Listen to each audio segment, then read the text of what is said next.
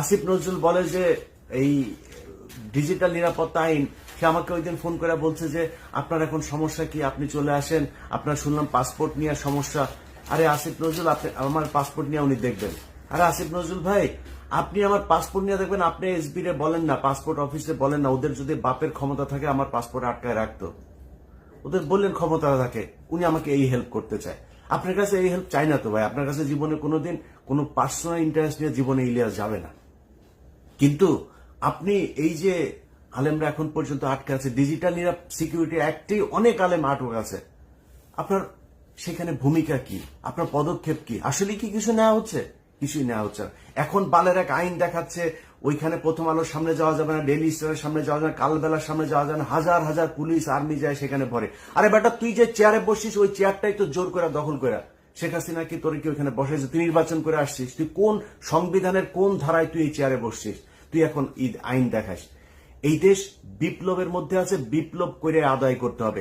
গতকালকে সাইফুল ইসলাম আলিফকে সেখানে খুন করা হলো, গোয়েন্দা সংস্থা কি বাল ফালাইছে সেই জায়গায়।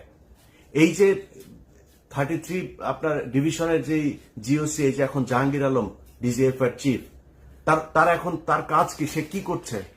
আসামিরা বাংলাদেশের ভেতরে এখন পর্যন্ত আছে, সে ধরছে না কেন? হত্যা মামলার আসামিরা ঘুরে বেড়ায়, তাদেরকে ধরা হয় না।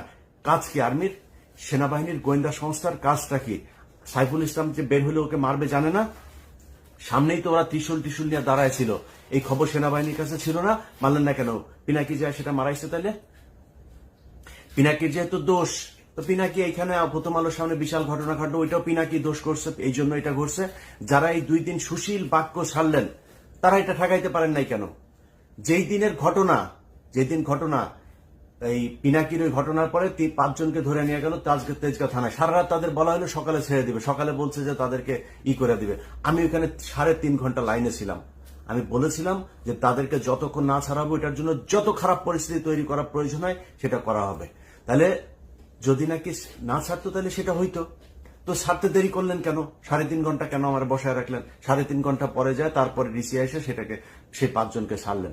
তার আগেই তো ছাড়তে পারতেন। এখন আপনারা চিন্তা করেন যে দেশের অবস্থা এই হয়ে যাবে, সেই হয়ে যাবে, তৃতীয় পক্ষ এখানে সুবিধা নেবে। তো তৃতীয় পক্ষ সুবিধা নিবে, ওই দিনই তো 3টা কলেজের মধ্যে মারামারি। সেই কলেজের ওগুলি গোয়েন্দা সংস্থা ঠেকাইতে পারে নাই কেন? সেগুলো ঠেকানো উচিত ছিল না? ইসকন এখনো পর্যন্ত যেগুলো করে, ইসকনের লোকজনদের ধরেন না কেন? এই যখন আমি এই ভিডিও বানাচ্ছি, বাংলাদেশ সময় গভীর রাত, এই সময় পর্যন্ত শুনলাম যে তারা বিভিন্ন পাহাড় টাহাড় বিভিন্ন জায়গায় ইসকনের লোকজন জড়ো হয়ে তারা সমাবেশ করছে, তারা কিভাবে মুসলমানদের উপরে হামলা করা যাবে এইসব নিয়ে ঐক্যবদ্ধ হচ্ছে।